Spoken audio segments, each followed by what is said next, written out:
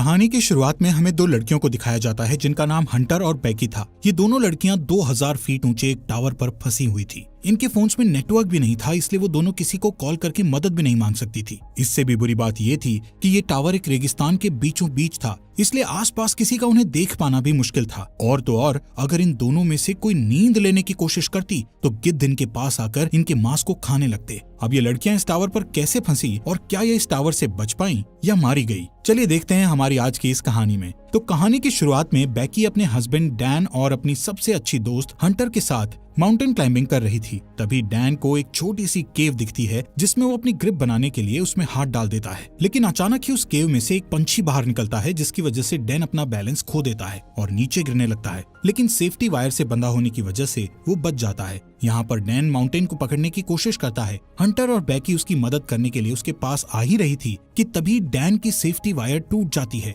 और वो नीचे गिरकर मर जाता है। यहाँ से सीन प्रेजेंट में 1 साल बाद दिखाया जाता है, जहाँ बैकी आज भी उस इंसिडेंट में मरे अपने हस्बैंड को याद करके बहुत दुखी थी। वो काफी ज्यादा ड्रिंक करने लगी थी जिससे वो डिप्रेशन में थी। उसकी इस बात से उसके फादर जेम्स उसको लेकर काफी परेशान थे। वो बैकी को उस इंसिडेंट से मूव ऑन करने को कहते हैं, लेकिन बैकी उनकी कोई बात मानने को तैयार नहीं थी। एक दिन बैकी अपनी लाइफ से परेशान होकर बहुत सारी दवाइयां एक साथ खाकर सुसाइड करने की कोशिश करती है कि तभी उसके फोन पर हंटर का कॉल आता है, जिससे वो सुसाइड नहीं करती। अगले दिन हंटर उसके घर जाती है। हंटर बैकी को उस इंसिडेंट से बाहर निकालने के लिए उसको कहती है कि उसने B67 टीवी टावर पर क्लाइंब करने का प्लान बनाया है और जिसमें तू भी मेरे साथ क्लाइंबिंग करने चल रही है। अब क्योंकि हंटर जानती थी कि बैकी को एडवेंचर प्लेसेस पर जाना बहुत पसंद था और काफी लंबे समय से उसने कोई एडवेंचर भी नहीं किया था, बैकी जो इस टाइम काफी परेशान थी, इसलिए वो हंटर को क्लाइंबिंग करने से मना कर देती है। लेकिन नेक्स्ट मॉर्निंग जब वो किचन में रखी अपनी मेडिसिन लेने जाती है तो वो थोड़ा सोचते हुए डिसाइड करती है कि वो उसके साथ क्लाइंबिंग करने जाएगी। इसके बाद हंटर और बैकी दोनों उस टावर की ओर निकल जाते हैं।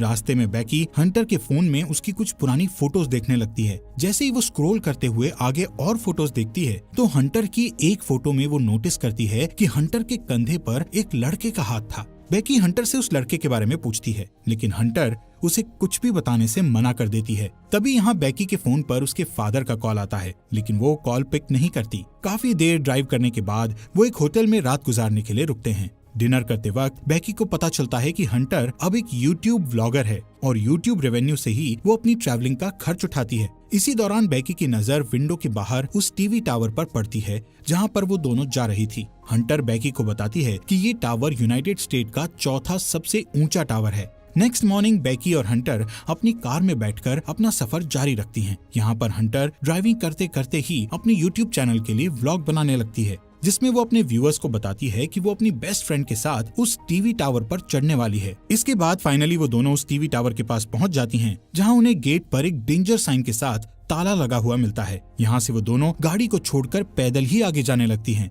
रास्ते में उन्हें कुछ गिद्ध एक मरे हुए जानवर को खाते हुए दिखाई देते हैं। हंटर इस चीज को भी अपने व्लॉग में रिकॉर्ड कर लेती है और उस मरे हुए जानवर की फोटो क्लिक करके अपने इंस्टाग्राम अकाउंट पर पोस्ट कर देती है, जिस पर उसे बहुत जल्द ही काफी लाइक्स मिल गए थे। कुछ देर बाद वो टावर तक पहुंच जाते हैं। यहाँ पर हंटर अपना व्लॉग बनाना बंद कर देती है। वहीं बैकी टावर की ऊंचाई देखकर डरने लगती है और उसे लगता है कि वो ये नहीं कर पाएगी, क्योंकि डैन के साथ हुए इंसिडेंट के बाद उसने कभी इतनी ऊंचाई का सामना नहीं किया था। लेकिन हंटर उसे उसका डर दूर करने के लिए कहती है, जिसके बाद हंटर सेफ्टी रोप को उसकी कमर से बांधकर टावर के ऊपर चढ़ना शुरू कर देती है। ये पूरा टावर काफी पुराना हो चुका था, जिस पर बुरी तरह से जंग लगी हुई थी। इस टावर की सीढ़ियां हिल रही थी और नट बोल्ट भी काफी लूज हो चुके थे। यहाँ पर ये दोनों काफी ऊपर तक चढ़ चुकी थी कि तभी बैकी के हाथ से सीढ़ी का एक पुराना हिस्सा टूटकर नीचे गिर जाता है, जिससे बैकी थोड़ा डर जाती है, लेकिन वो हिम्मत करके फिर से उस टावर के ऊपर चढ़ने लगती है। ऐसे ही धीरे धीरे वो आधे टावर तक पहुंच जाती है,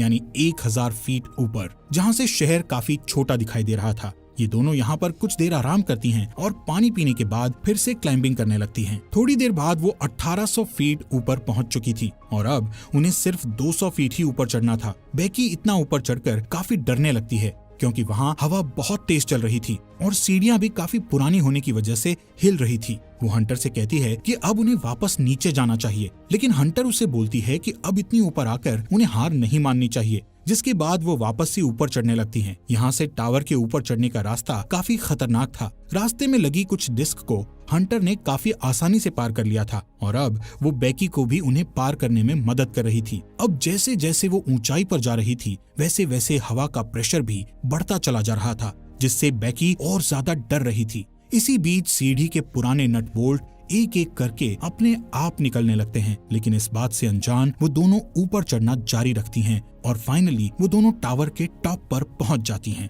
जहां एक और नट बोल्ट खुलकर नीचे गिर चुका था। यहाँ पर हंटर दोबारा से अपना व्लॉग बनाना शुरू करती है और वीडियो में अच्छे शॉट्स लेने के लिए वो ड्रोन कैमरा का इस्तेमाल करती है। थोड़ी देर बाद हंटर अपने व्यूअर्स को और अच्छा कंटेंट देने के लिए बेकी को ड्रोन का रिमोट पकड़ाकर खुद उस टावर के सहारे एक हाथ पर लटक जाती है। शॉट्स लेने के बाद वो वापस से ऊपर आती है और सेम यही चीज बेकी को भी करने के लिए कहती है, लेकिन बेकी उसे ऐसा करने से मना कर रही थी, जिस पर हंटर उससे कहती है कि उसका डर भगाने का ये सबसे बड़ा मौका है। जिसके बाद बेकी हंटर का हाथ पकड़कर वही स्टंट करती है और हंटर उसकी सेल्फी लेने लगती है। इसके बाद बेकी वापस से ऊपर आ जाती है। यहाँ पर बेकी अपने हस्बैंड डैन की अस्थियों को लेकर आई थी और डैन को याद करती हुई वो उसकी अस्थियों को यहाँ विसर्जित कर देती है। इस मोमेंट पर बेकी और हंटर दोनों काफी इमोशनल हो गई थी। इसके बाद वो डिसाइड करते हैं कि अब उन्हें वापस जाना चाहिए, इसलिए वो अपने सेफ्टी वायर को खुद से कनेक्ट करती हैं और बेकी नीचे जाना शुरू कर देती है। लेकिन जैसे ही वो पहला कदम सीढ़ी पर रखती है तो सीढ़ी टूट जाती है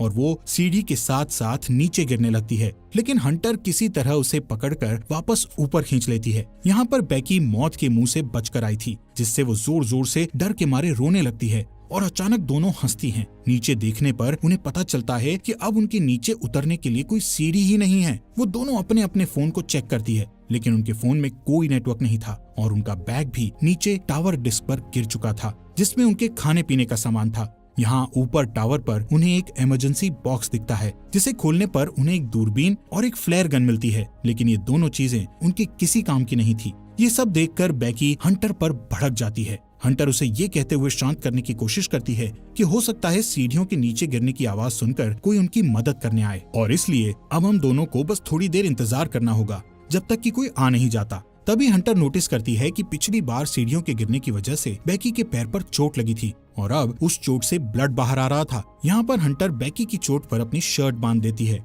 कुछ समय बाद बेकी हंटर से पूछती है कि उसने व्लॉगिंग क्यों शुरू की, जिस पर हंटर गलती से डैन का नाम ले लेती है, जिससे बेकी के मन में हंटर के प्रति शक बैठ जाता है। कुछ देर बाद हंटर अपना फोन चेक करती है, जहां उसने कुछ देर पहले अपनी सोशल साइट पर एक मरे हुए जानवर की फोटो अपलोड की थी, जिससे उन्हें एक आइडिया आता है कि वो अपने फोन पर एक हेल्प मैसेज टाइप करेंगे और उस फोन को रस्सी से बांधकर नीचे लटका देंगे, ये सोचकर कि शायद नीचे जाने पर फोन में सिग्नल आ जाए और उनकी पोस्ट अपलोड हो जाए। हालांकि उनकी ये कोशिश नाकामयाब हो जाती है। इसके बाद उन्हें लगता है कि जरूर जमीन पर तो नेटवर्क होगा ही, इसीलिए वो उस फोन को अपने जूते में डालकर उसके चारों ओर अपनी जुराबें फंसाकर जूते को नीचे गिरा देती हैं। यहाँ टावर पर अचानक बेकी का ध्यान हंटर के दूसरे पैर पर जाता है, जहाँ 143 का टैटू बना हुआ था, जिसे देखकर उसे याद आता है कि उसका हस्बैंड डैन हमेशा उसे आई लव यू कहने के लिए 143 कोड का इस्तेमाल करता था। लेकिन बेकी इस चीज को भी इग्नोर करके इस टावर से नीचे उतरने के लिए कोई और आइडिया सोचने लगती है।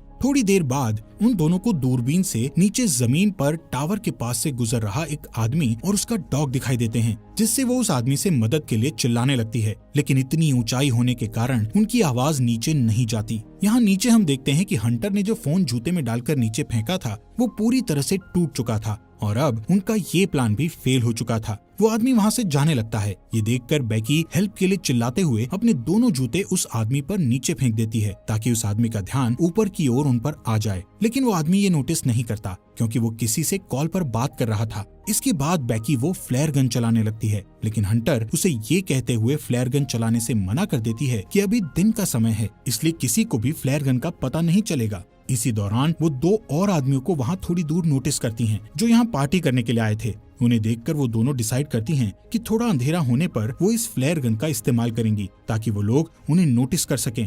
कुछ देर बाद रात हो जाती है और बेकी फ्लेयर गन का इस्तेमाल करती है, जिससे वो दो आदमी उन्हें देख लेते हैं। यहाँ पर बेकी और हंटर अपने हाथ हिलाते हुए और जोर जोर से चिल्लाकर उनसे मदद मांगने की कोशिश करती है। इसके बाद वो दोनों दूरबीन से देखते हुए नोटिस करती है कि वो दोनों आदमी हंटर की कार के पास जा रहे थे, जिसे देखकर दोनों खुश हो जाती है। लेकिन उनकी मदद करने के बजाय वो आदमी उनकी कार को चुराकर वहाँ से भाग जाते हैं। ये देखकर वो दोनों काफी दुखी हो गई थी और अब उन्हें जल्दी से कोई नया आइडिया भी समझ नहीं आ रहा था कि अब वो क्या करे। यहाँ पर बेकी हंटर से उसके पैर के टैटू के बारे में पूछ ही लेती है, जहाँ हंटर ये रिवील करती है कि उसका डैन के साथ 6 महीने तक अफेयर रहा था। इसके लिए वो उससे माफी मांगती है कि उसने उसके हस्बैंड के साथ हुकअप करके काफी बड़ी गलती करी। हंटर बताती है कि डैन उसे अच्छा लगता था और वो उससे प्यार भी करती थी, लेकिन डैन बेकी से ज्यादा प्यार करता था, इसलिए उसने जल्दी ही डैन से ब्रेकअप कर लिया था। बेकी ये सुनकर और भी ज्यादा डिसअपॉइंट हो जाती है कि उसकी बेस्ट फ्रेंड और उसका हस्बैंड दोनों ही उसे चीट कर रहे थे। अगली सुबह बेकी फोन चेक करती है, जहां उसे पता चलता है कि इस टावर पर चढ़े उन्हें 24 घंटे बीत चुके हैं।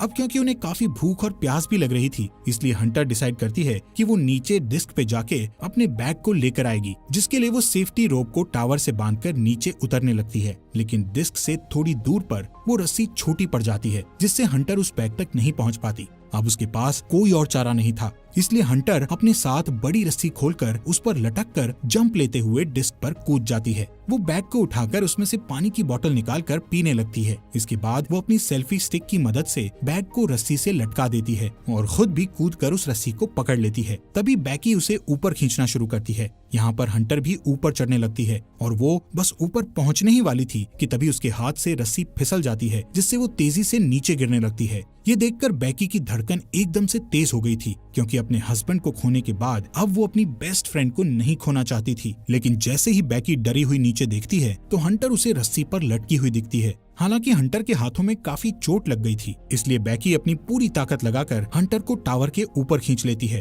थोड़ी देर बाद बेकी एक हेल्प नोट लिखकर ड्रोन में फंसा देती है और ड्रोन के सहारे पास के होटल तक पहुंचने की कोशिश करती है। लेकिन ड्रोन में बैटरी कम होने की वजह से वो ज्यादा दूर नहीं जा सकता था, इसलिए वो उसे वापस अपनी ओर ले आती है। यहाँ अब फिर से वो दोनों टावर पर हेल्पलेस थी। रात में बेकी को एक भयानक सपना आता है, जिसमें वो देखती है हंटर की उस टावर पर ही मौत हो गई और गिद्ध हंटर के शरीर को खा रहे हैं। इससे वो डरी हुई उठती है और तब उसे पता चलता है कि ये बस एक बुरा सपना था। नेक्स्ट मॉर्निंग बेकी के दिमाग में एक आइडिया आता है कि वो टावर के ऊपर लगी लाइट से ड्रोन को चार्ज कर सकती है। इसके बाद वो टावर के पोल पर चढ़कर जैसे ही ड्रोन चार्जर को प्लग में लगाती है तो वो देखती है कि वो प्लग काफी लूज था, इसलिए बेकी को ऊपर लटके हुए ही उस चार्जर को पकड़े रखना पड़ता है जब तक कि ड्रोन की बैटरी फुल चार्ज नहीं हो जाती। काफी टाइम से उस पोल को पकड़े रहने की वजह से बेकी के हाथ धीरे धीरे करके सुन्न पड़ने लगे थे और इससे भी बुरी बात ये थी कि अब यहाँ पर काफी सारे गिद्ध आकर उस पर अटैक भी कर रहे थे, जिससे बेकी के हाथों से बैग नीचे गिर जाता है।